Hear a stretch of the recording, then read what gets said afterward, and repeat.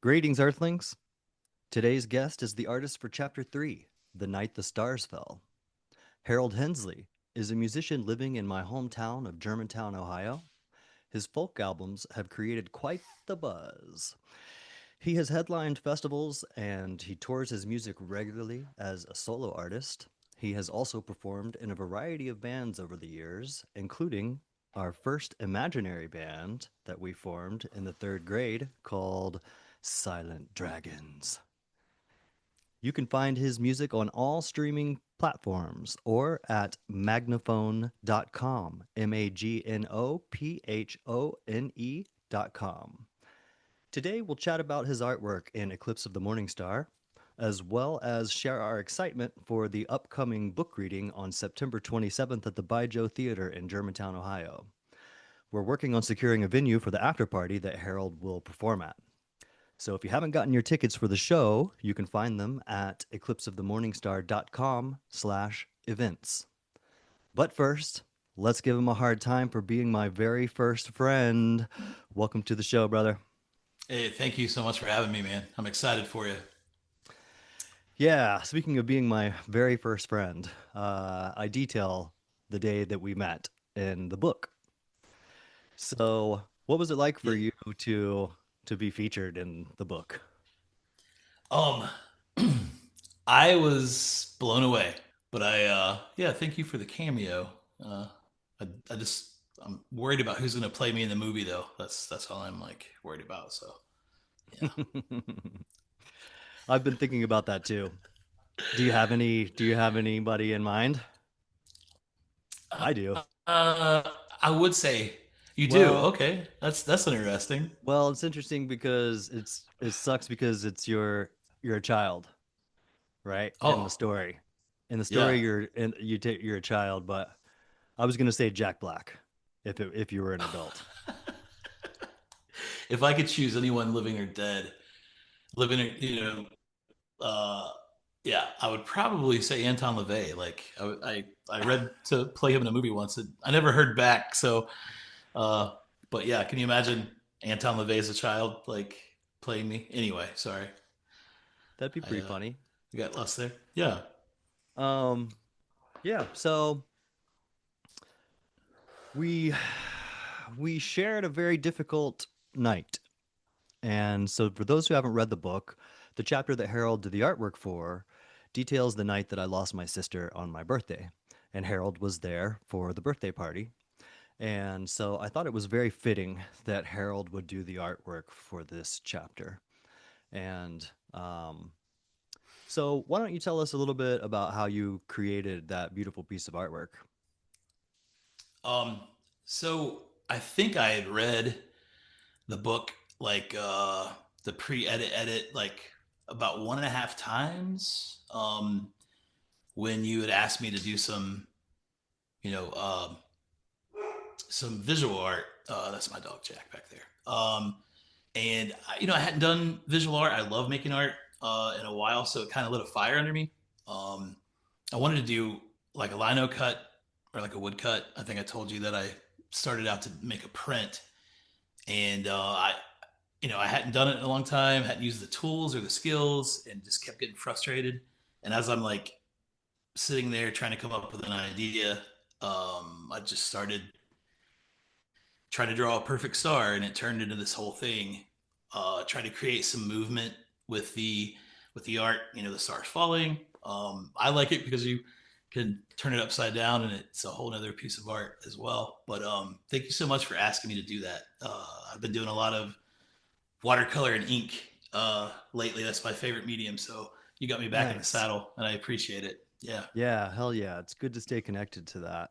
And so, for the subject matter, and well, a fun fact for everybody, Harold's original piece was black lines on white background. And Brina and I took that and basically just flipped it to white lines on a black background to kind of give it a darker feel for that chapter. And so when we do an art show eventually, maybe we'll have both printed and Mm. available. But I'm so glad to hear that I too have been toiling with painting again. That's been lifelong uh, practice of trying to master acrylics. I still haven't gotten the nerve up to use oil, but we'll get there That's, eventually. that's a whole other animal, huh? Yeah, With yeah. the oils. So I also want to talk about your music. And first of all, let's just go right back into the Baijiu show. So freaking excited to come back home for the first time and have a gathering at the Baijiu Theater with some friends and family. And again, the tickets are available on my website, eclipseofthemorningstar.com/events. And then you'll find it under the Baijiu tab. $5 tickets, and we're doing that just to kind of supplement. It's going to cost a lot for me and my family to come back there, and we will have books on sale there for the paperback and the hardback. I'll see if I can get the digital QR code too, just in case. But basically, I will be doing some reading some passages from the book and might bring Harold up to help with the Q&A, and see if anybody has any questions and chat with Harold about it. And then I'll sign some books if anybody wants a signature.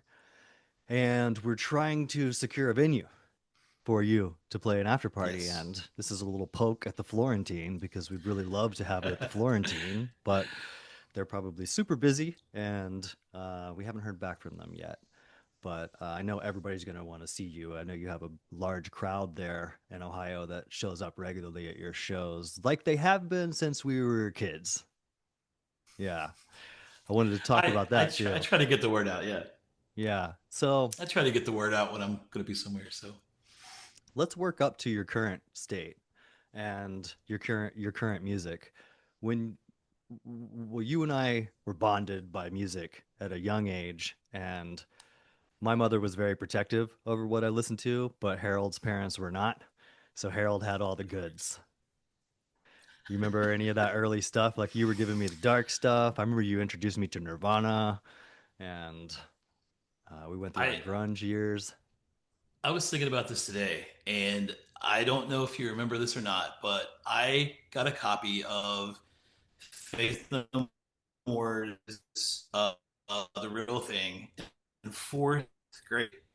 Faith No More Fourth is grade. the real thing, This is right? what I got my hands on somehow, and I remember, yes, yes, and I remember bringing you the cassette because you were going to dub it, and I remember we got in some big, like, not trouble, but like Billy was not happy that I'm bringing you these cassettes. I think anyway. I mean, if you think about it in real time, like 80 something, I don't know what the exact year that came out, but that was the first thing I think I turned you on to was Faith No More in fourth grade. And that makes my heart happy, Well, that because was that's one of that was the those that records that was still hangs. definitely all the Faith No More records, but we might be skipping a couple eras there because Faith No More was the really cool stuff, but you were also there was the hair bands, Oh before yeah, that, that we were listening to like yes. Striper. And I don't know if you were a big Striper fan, but that was the one band I could listen to because it was a Christian band, so my mom would allow me to buy that. But there's Poison and all of those early hair bands. And I had some in this in the book, but eventually it didn't make it in the book. I wrote this whole paragraph about, do you remember the Rock Report, the book that contained all of the satanic bands? And Oh, I do. Yeah. yeah, my Yes. mother had that book, and what the Christian Coalition didn't realize was that was our Bible for all the music we were not supposed to be listening to. I could just grab that book and go look it up on Headbangers Ball. And speaking of headbanging, um, which I've been doing a lot lately since Ozzy passed. And I wanted to Yeah. say, and so has my son. I wanted to say, we, well, I think classmates that are going to listen to this and show up at the show would be bummed if we didn't mention Psycho Circuit, our first rap group. I'm sure. I'm What sure grade was they that? would. Yes. We did that for a fifth grade talent show. Yeah. Um, fifth grade. And Jason Yates came Came back running for an in. encore. Yes. Freddie got me. He had And we this. won. He had this shirt. he had this shirt that was like a shark attack shirt. I don't know whether they did this in the '80s, and it had like these rips in the side. Do you remember that? And like Yeah. blood. It looked like he'd been bitten by a shark. So yeah, that was him getting slashed by Freddy Krueger. It Had was to so work some cool. visual into it. I still remember some of the rap lyrics for that song. I don't remember what the title of the song was, but I do remember there was English, math, science, and gem, but to tell you the truth, I don't like any of them. That was that still stands up, man. We should do a reboot. Not exactly Getting true these allowed to days. make that. I really love those things these days, and I did at the time. I was just trying to be a hip rapper. But I wanted to ask Yeah, you about you your got to come journey. correct. Yeah. I wanted to ask you about your journey through music because from there you keep playing music and I get really serious about sports and you get really serious about music. And for those that don't know, Harold is a multi-talented musician. And at the time you were playing drums and singing at the same time at like 12 years old. And that's a talent, you know. And then you became an amazing guitarist and lyricist and you started a band that folks will remember called Great Scott. And Yes. man, you guys ripped so hard. And Ricky Todd was a part of that, and your boys from Dayton. And you guys really blew up in the area, you know, like your shows were packed to the brim and your albums were great and they still hold up today. So you went into rock and roll, and today you have a very unique folk sound. Now I want to talk about your journey from rock to folk. Like how did you land in the folk that you're into today? I I had a lot of country roots with my parents. Like dad was a he my dad liked Kenny Rogers and he loved Kenny Rogers, so some of that and John Prine from like a young age. So I think that was all like there, Hilo Brown, a lot of the bluegrass stuff. Mm. And I did punk rock and did metal and post punk and all that stuff and did the screaming and all of that, and I kind of got to this point. I moved away for a while, um, and to get away from some things, and moved out of state and didn't come back like maybe for like 6 or 7 years. When I did, I went into Canal Street one night and there was a songwriter show happening. John DeBuck, if you haven't heard him, go check him out. He's on Magnaphone Records as well. But I was really inspired to start writing music again after I hadn't for a long time.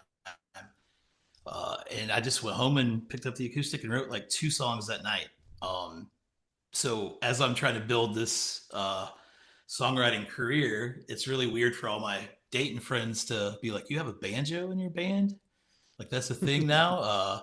So I guess it seemed like a huge transition, but if you look at the timeline, there was like a gap where I didn't really do anything musically except for like play drums and make my own little weird recordings. Did some like dance music type stuff, but reemerging and trying to write better songs. Which thank you for saying that Great Scott still holds up. But it's one of those cringe things, where you listen to something you did when you were young and you're like, what was I thinking? So I guess the transition just happened from trying to write better music, I guess. Yeah, I wanted to If that makes any interject there sense. and say that's the beautiful thing about music, right? Because I know that feeling of cringe. I feel it like after I post a song immediately. But there's well, that autobiographical element of the music. And so when I listen to it, it just brings back this flood of memories of just being in the front row at your shows and rocking out. And, you know, Yes. youth was strong. We were out having a good time and seeing the world for the first time. And so music has that effect for me. I haven't listened to metal in forever. And since Ozzy passed, I've been going through all the old metal and just really being like, damn, why don't I listen to this all the time? But Yeah. Same. yeah, and then we get into your folk music, and man, I feel like you've really found your sound, and it's so beautiful. and it's timeless. Like you're gonna listen to this in 30 Thanks, man. years, and that's kind of like the folk element. It's something that stands true in folk, I think, and country music. Well, maybe not modern country music, which I can't listen to 1 second of it without having to turn it off. But the old Yeah. country and all of that, it just still strums those heartstrings, and you're such a master of the heartstrings. And Thanks, man. yeah, absolutely. I am most definitely your biggest fan, and always will be. So we're gonna try to get that show going at the Baijiu, and maybe you could play some new stuff for us. So tell us what you've been working on and what you've been doing this last year.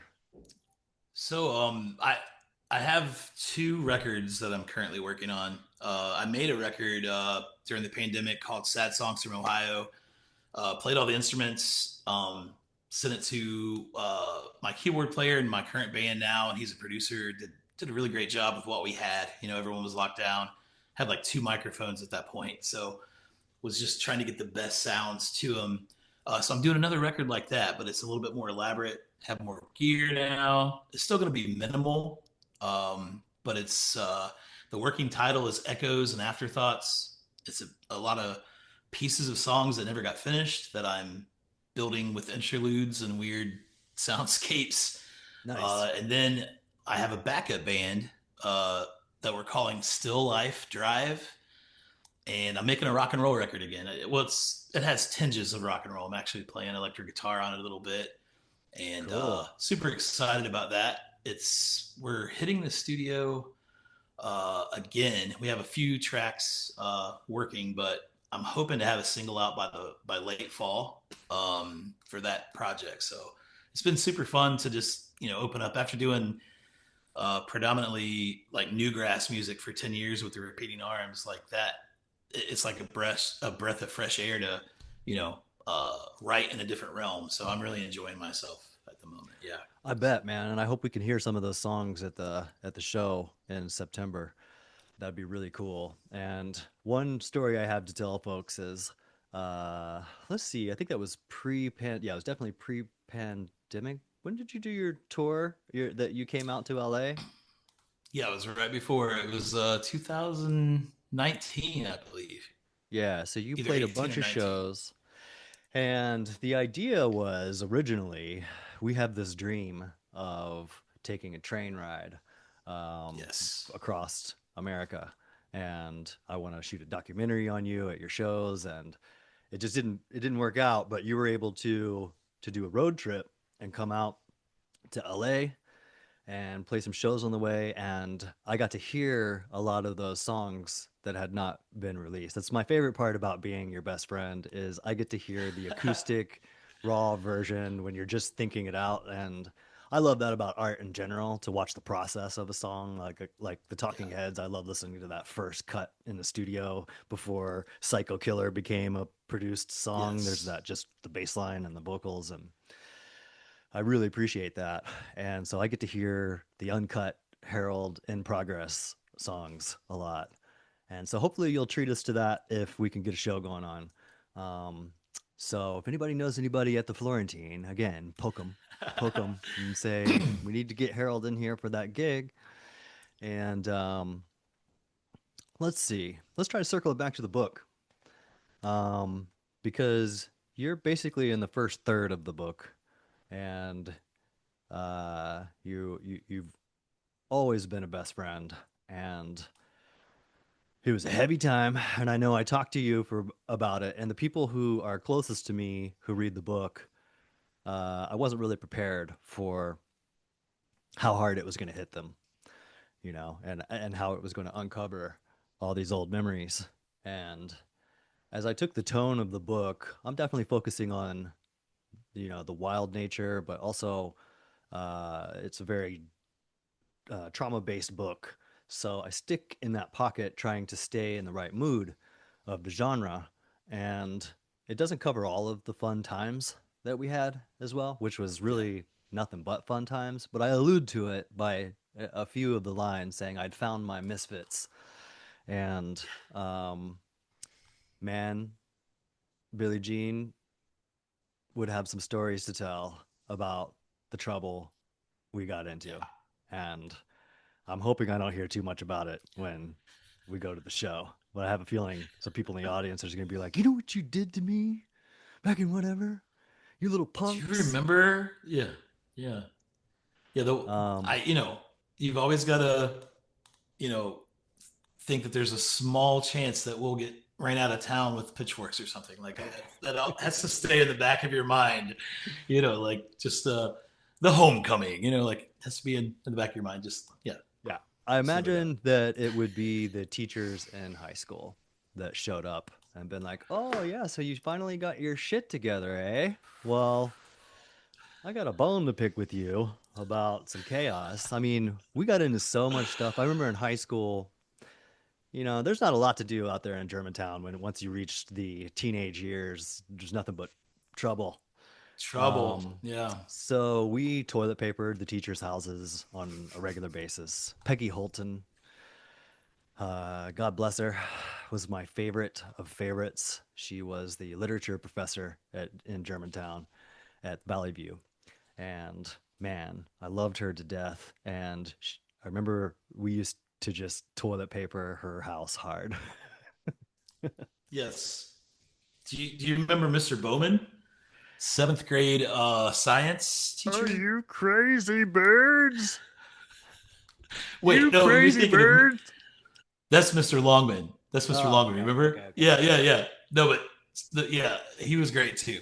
Uh, Mr. Bowman was the guy that had the pet rock and Mr. Stick and would like beat the rock on the table and like when we were talking or whatever. Like that was seventh grade and like I don't know how we survived. Like I don't. He barely survived. He barely survived. But do you remember the window soaping that What we did he did? He teach? lived Did right he on teach you Market. algebra? No, Did he teach he taught algebra? science.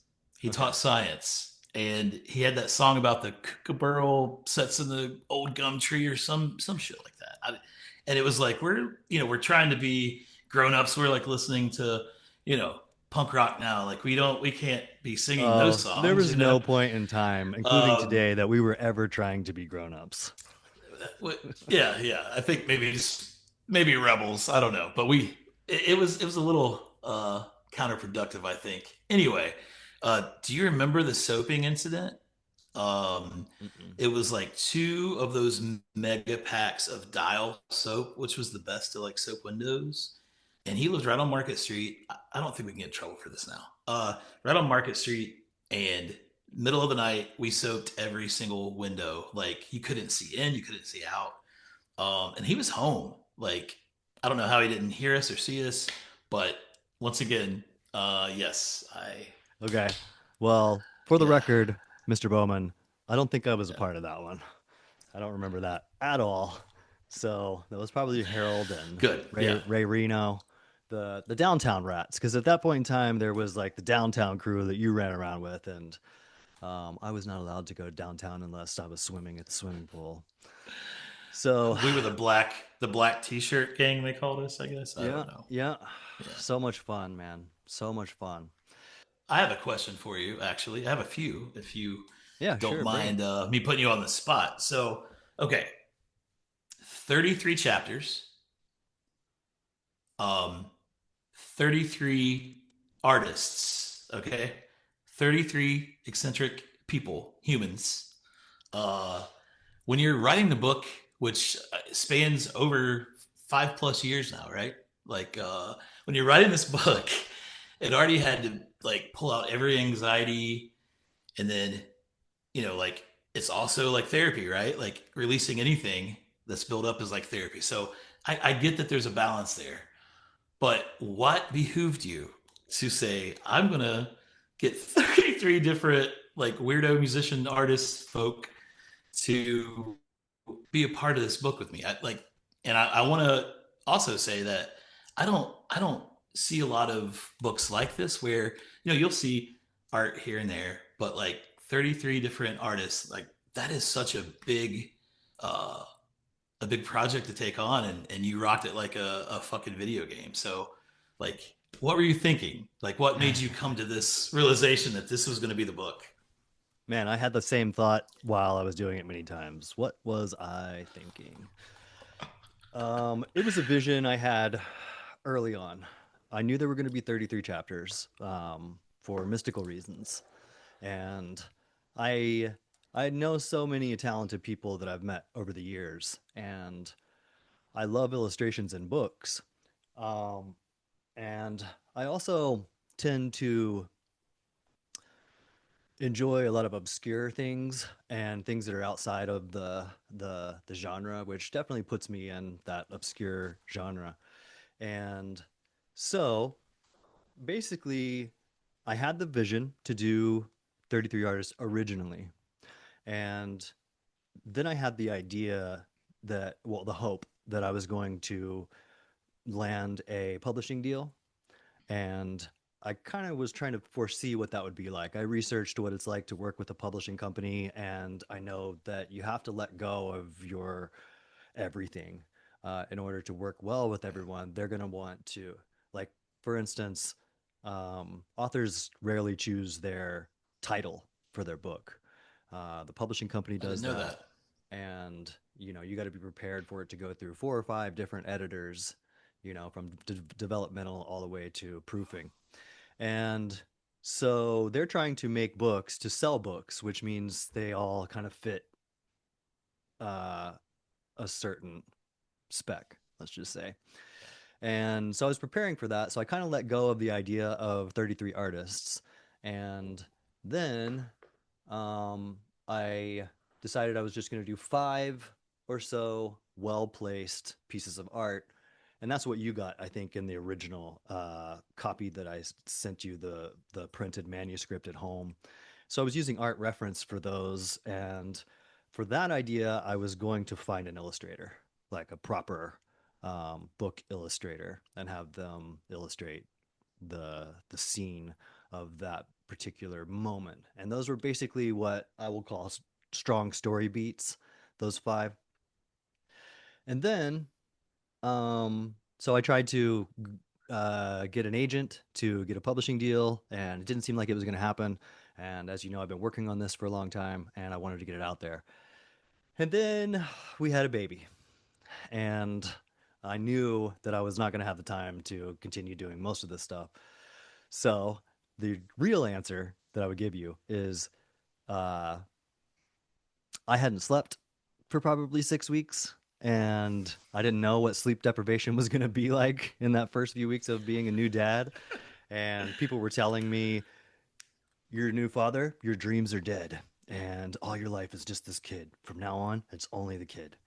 And I was resisting that hard. And I knew what a gargantuan project it was going to be. But I have a background in filmmaking, which there's nothing bigger. I feel like you have the chops once you can produce a film from beginning to end and work on films like DreamWorks and maintain 9 calendars, and all of that kind of groomed me to be able to handle this from a coordinating standpoint. So I knew I could do it. I just wasn't sure that I could find a 33 artists individually. And so while I was doing that, sorry, I know I'm going on about this, but while I was doing that, I threw out a call, and within 48 hours, I had probably 30 of the 33. Now, those last 3 were tricky, and some people signed on, and some people couldn't finish.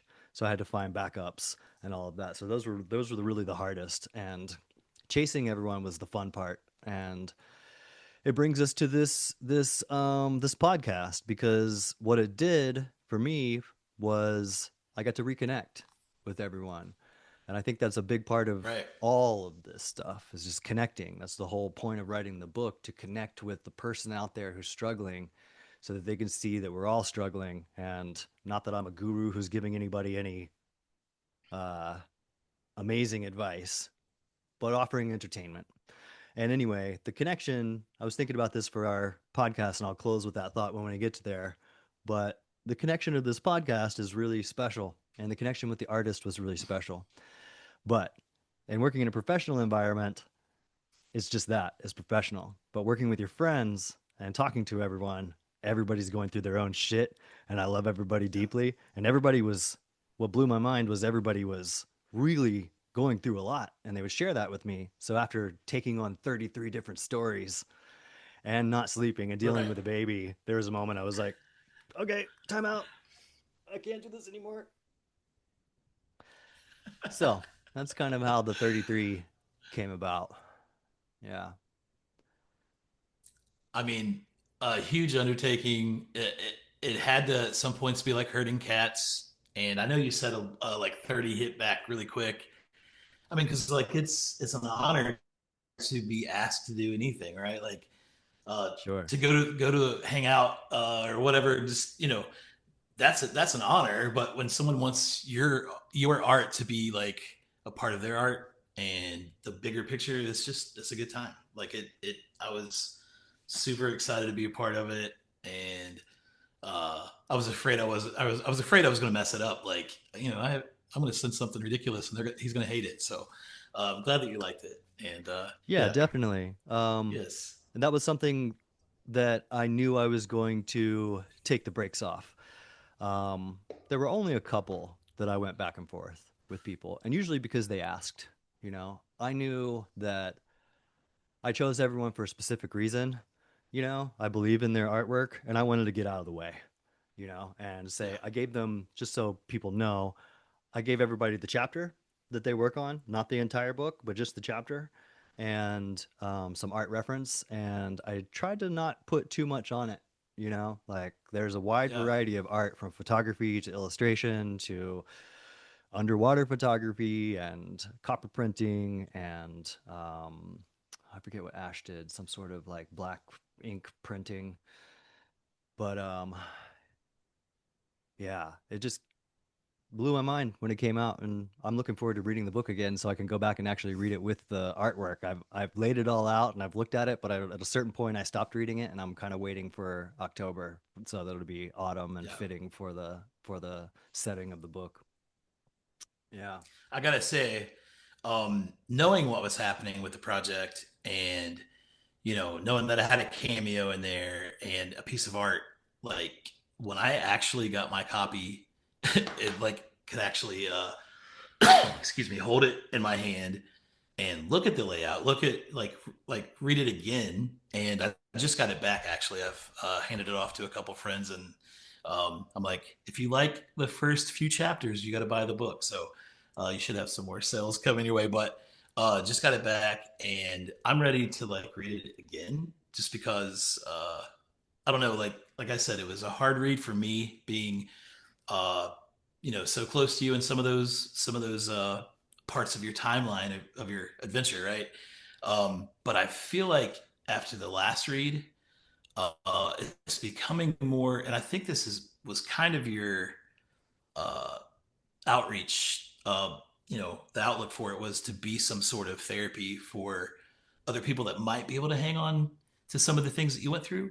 Maybe it wasn't the exact scenario or whatever, but Yeah, um, definitely. It so was. I'm excited. I'm excited that you know maybe it'll be a completely different read this time. It's been different every time, like the emotions and all of that. Uh, so thank you for putting that out into the world, for sure. Yeah, And brother. also, I want to say one more thing. I so chapter 3 was the chapter that I was involved with. Are there any other artists? And I think I know the answer to like a few, but like how many of the artists had you known during that time period? Did you like try to do that with other chapters, or is it just a few here and there where it would like where you could lock it in? Do you know what I'm saying? Like, It was are all there over the other? map. It was all Okay, over the map. You know, some like to sometimes the answer found itself later. Why this? There were a few that just fell into the chapter. First of all, I threw it out to. I gave everybody the chapter titles, and I let people choose if something struck them. And there were a few. One of my coworkers from DreamWorks I selected for one of the DreamWorks chapters, and Chor Boogie, the famous street artist, was a San Francisco chapter, and Damon, nice. the tattoo artist, was selected. Well, we actually used the tattoo that's on my chest for that Yeah, chapter with him. So yeah, it was very biographical in selecting them, and that's probably what I did first. I selected that group of people and told them they were going to right. get it, and then I gave everybody the remaining chapters. And some of them I knew why they chose it, and others, the answer revealed itself later, I think, which was a beautiful, beautiful thing. And uh, I could go on, and that's what's cool about these podcasts. Is I get to talk about that aspect of how they were selected for that. Yes.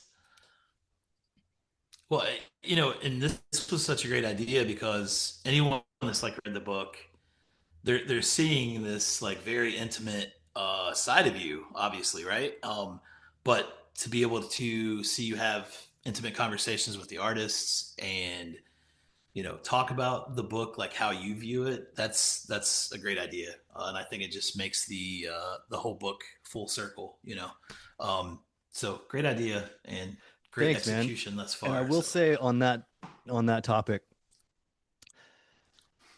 there are three artists, I think only three, that I don't know personally, that I've never met in person. And that's the beautiful thing about modern technology and social media. I have a lot of friends on Facebook that I'm really good friends with and I love dearly that I had never met. They like kind of came to me through my music. But the three artists, for instance, one was Kevin Padmore, who was the last episode in episode 9, and he's an underwater photographer in Barbados. And we've been able to just amazing. connect. And I've met this amazing person who I got to learn about his life. And the more I learn about him, the more I realize, like, wow, like this person's a firefighter and he's teaching people who he's got a class for people who are afraid to swim in the ocean or afraid of swimming, and he takes them out into the ocean with Okay. life jackets and tries to get them to get over their fear. Whoa. And just an That's amazing amazing. underwater photographer. Only one person, well, two, I think two women have bluntly said they're not going to come on the show. And one of them is Orphany Acheron, and she's in Paris, and I know she's probably not going to come on the show because just even from her artwork, I can tell she doesn't like to do interviews, and she's just probably a little reclusive. One of the most amazing artists and illustrators in the book, and one of my favorite artists in general, even outside of the book. And then Susan Olson is another one. I'm hoping she comes around. She's shy, and uh, I love her artwork so much. But for those two episodes, I'll come up with something creative and find somebody to talk about their artwork or something. But and then Steve Gindren is another one in Portland. And again, we've been able to communicate, and he's boys with some of my boys in Portland, and I know they're just down ass dudes. So I think he's going to come out of his comfort zone and come on the show, and we get to meet, uh, and he's an amazing artist, street artist. It's my pleasure to offer a platform for people to come and make them aware, especially in this era of AI. But I could go on about that. And I hope I'm not like throwing too much at you, but No, so it's my pleasure. I haven't really I've talked about my book at all in this podcast, so I'm happy to answer any questions. I've known you, uh, a long, long, long time. Not trying to give away our ages here or anything, but so my question is like this was a huge project, um, and you're multifaceted. So you're an artist, filmmaker, musician, author. You're an author. I can't say that enough. Like all of these things. Me I too. know you're still in the promotion. I know you're still in the promotion phase, doing some signings and some events around all around the country, which is amazing. But what's cooking up upstairs in that robot brain? Like you have to, there has to be something else. Like creative people just don't. Uh, uh, like when I put a record out, like I'm before it's even out, I'm like thinking about the next thing, like the next record, how I'm going to execute it, like how it's going to sound, all these things. Like, what Hmm. do you have coming down the pike if you can, if you want to, or can talk about any of it? Like, what's the next thing? I mean, you've set the bar really high, so you've got to really wow us this time, brother. Got to Yeah, come out I with it. mean, wow us again, I should say. Yeah. Yeah. Man, I cannot wait to finish. I'm enjoying this, and it hasn't even really started the promotion of the book.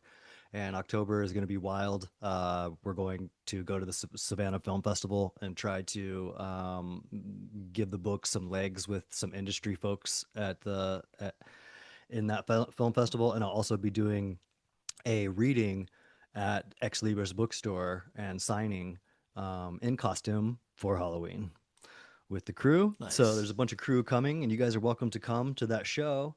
But I've been dying to, as you can imagine, I think you can. No, you can't fucking imagine. Jesus, no one can ever imagine what it's like for somebody who didn't really want to talk about himself to write this book and to put yourself in a room with your trauma and deal not deal with it, but just focus on making it beautiful for 5 years. So all along, I have been writing short stories and all my life, and I found that I love writing novels, and I'm definitely already started the next one, and there are three. I don't want to give too much away. Um, I can say, one is nonfiction and one is fiction, and I'll be working on the fiction one as I work on the nonfiction one. And I'm so looking forward to putting myself into the infinite realm of creativity with storytelling, as opposed Yeah. to in nonfiction, where you kind of have to have your foot rooted uh, in actual events. I can't wait to work on this book and to really start writing it. The outline is pretty much done, and I I'm always jealous of all you musicians out there these days. I often put my instruments up and think I'm going to do it, but I joked with Adam Meow in the first episode. I put out Summer Fever last year, or the year before that. It seems like last year, but it's probably 3 years ago. I don't even remember. But it was an old song that I had written, and I dug it up, and because it was summer, I wanted to put that song out. And dude, I started plugging in keyboards and turning on the application and trying to get signals to go this way or that way, and I forgot about the insanity of music and film production and on the back end especially. And there's something beautiful about just a keyboard, a typewriter, a pen, and yourself, you know um since then I've just been a little jealous. So what I'm trying to say is I dream of making some music, but this especially self-published book thing is just such a learning experience and so much work that I don't know if that's gonna happen. But anyway, yeah. So the next book, can't wait to get into it. It's gonna be a lot of fun. I'm excited. Super excited Cool. as per usual. And I like the summer track too. And can I plug your old music too? Like, Yeah, you're please not do. I gonna. just updated my personal website at roberteujean.com, EUJEAN, and I put some unreleased tracks up there on Nice. in the art section. So I just kind of been working on that for the last couple days because I did submit to Pulitzer. I submitted the book to Oh, Pulitzer. oh, Yeah. okay. In a very, humble, it was a goal of mine. I have very realistic expectations about that and big hopes. I like to think that is worthy to be in that category, but we're talking the world's greatest authors, and you're really entering the arena with just extremely talented people. But I had to get my packet together and my website and all this stuff to do that. So I built a new website for roberteugeanogden.com. And so there's some new music up there. And I'll plug it since I took the microphone out of your hands. It's Swallow Key, 2 words, Snatch. Swallow Key. And yeah, there's a few albums up there. It's everywhere. It's on streaming, and you can go check it out. Don't let him be. This is for this isn't for you. This is for the other listeners or watchers of the podcast. All There was five a of you. record. There was a record that this cat put out. Puma Reflex, and it is still one of my most favorite records, man. Like I remember Nice. like you were in town and we partied at that like really shitty motel. What was it, Red Roof Inn or whatever, by the Dayton Mall? Like Oh yeah. we just yeah, it was just like a good time, whatever. And you had a like a burned copy of it, and like that was my most prized possession for several years. And I turned on all my friends to it, even the Lexington, Kentucky music scene. Like when I was like living there for a little while, like that community was like ripping that CD. Like everyone had it, and Nice.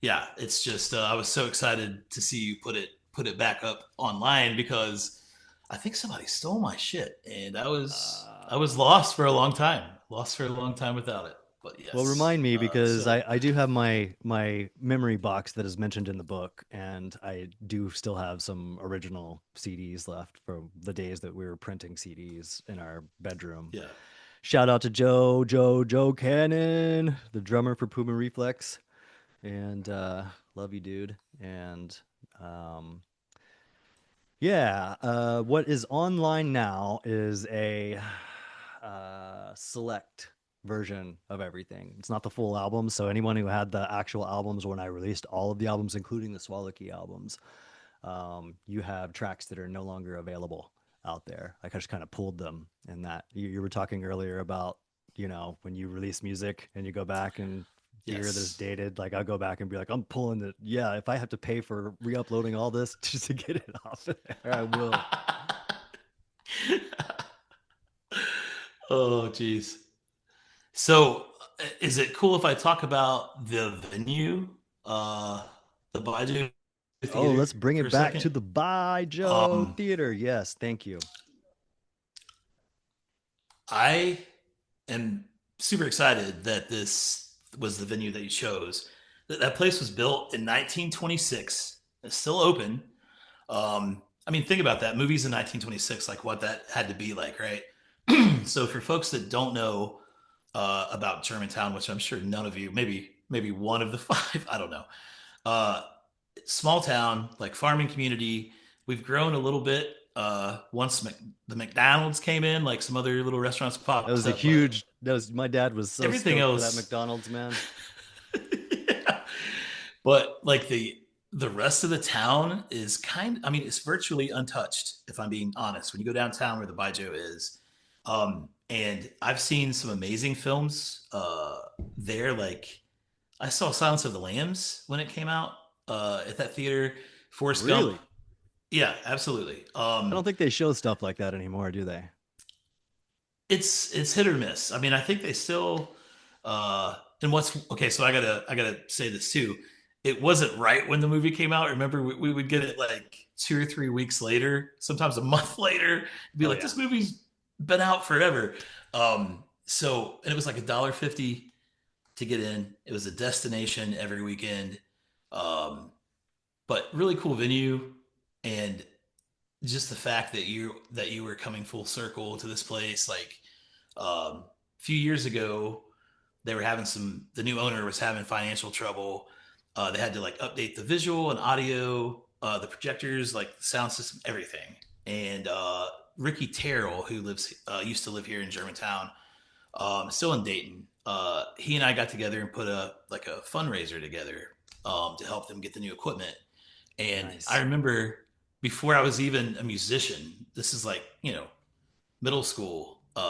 I mean, I was playing music, but not like in a band or anything. I'm like, I'm going to play a show in here one day. This is going to be amazing. There's a little stage up in front of the screen. And just the vibe of getting to do that all those years later was super amazing. I'm sure you're going to feel the same vibe in there. I'm sure the audience is going to feel it. So if you haven't done so, like go grab tickets to this, and um, like he said earlier, like Robert said earlier, we're going to uh, have some sort of after party with music and just hangs. So Yeah. uh, it's going to be a good So, time having you. dude, I Yeah. could talk about the Baijiu all day, and I'm going to. Man, uh, it is it is a sanctuary in that town. Not just that, but it's a magical sanctuary, especially for children. And so it's definitely mentioned in the book.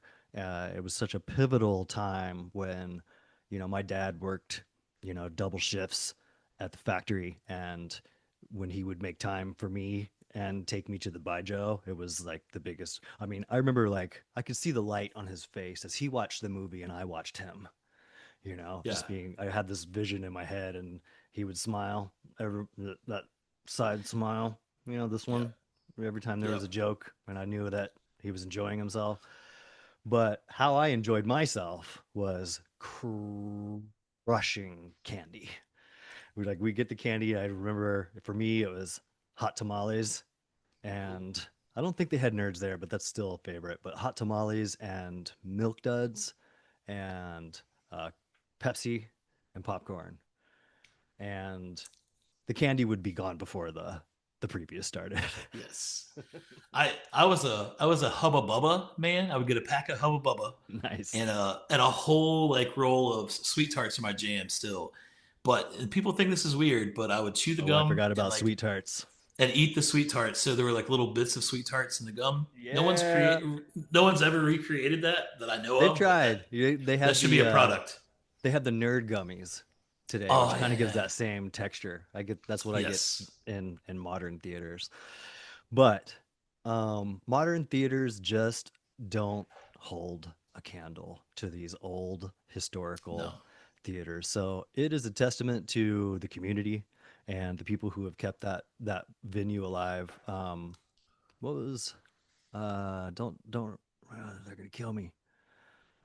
Barb Allen and the Yes. Allens used to own the Baijiu Theater, and I loved them so dearly. They were close friends with my mom, and I just couldn't go there enough. And with so many memories that didn't make the book, but almost made the book, Right. some first kisses in the back of the Oh yeah. theater with some the first time holding hands with the girlfriends, and Yeah. one of my Yes. favorite memories there is wintertime, which I miss winter in Ohio so much. I miss the snow. I know everybody in Ohio is like, you're crazy, dude. But I you had something to say on that? Oh, I love the seasons. I guess that's why I stay. But Yeah, yeah. halfway through any season here, you're gonna hate it. So it's just like Sure, anywhere else, I sure. guess. Yeah. Yeah, yeah. And I've grown to like LA's climate, but every autumn when it starts to get a little chilly, I just want to see um, turning leaves. And then the winter comes and snow, blankets, everything, and you really learn a lot about the culture there.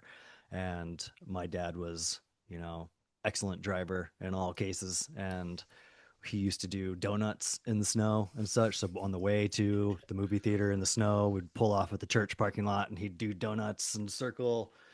And we'd sometimes kind of drift off the road. And some days when he's in a really good mode, we would come down Main Street. No, oh man, you Market, guys are gonna kill me. Market Street, market. and Yeah. turn on to Main Street, Yes. and the snow would be blanketing the ground and it'd be slippery, and he would just do like the race car driver turn in Tokyo Drift, right? the Tokyo Drift straight to the Baijiu Theater, where many memories were had. So yeah, back to that. I couldn't be more excited to come. It was just absolutely fitting to have the first book uh to have the first book reading. It had to be the first one, had to be there. And so I'm so grateful to the owners of the Baijiu for hosting this event, and for what we're trying to do with the book next. To have it in a movie theater is hopefully a little prophetic, and I hope some people come.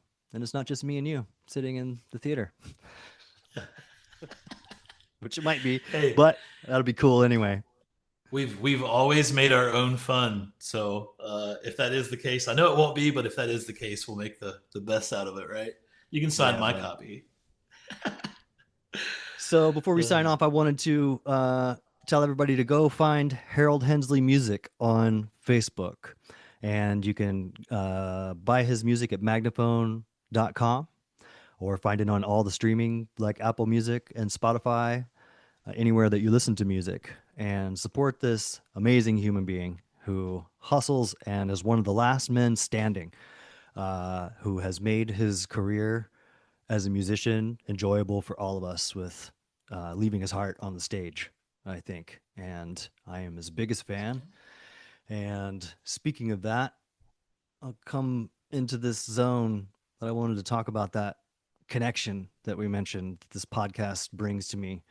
And yours is the connection that I have watered and pruned the longest of anyone. And I remember sitting just in awe of you. When we were kids, you would teach me chords on the guitar, and I just knew you were going to do this for the rest of your life. You were made for it.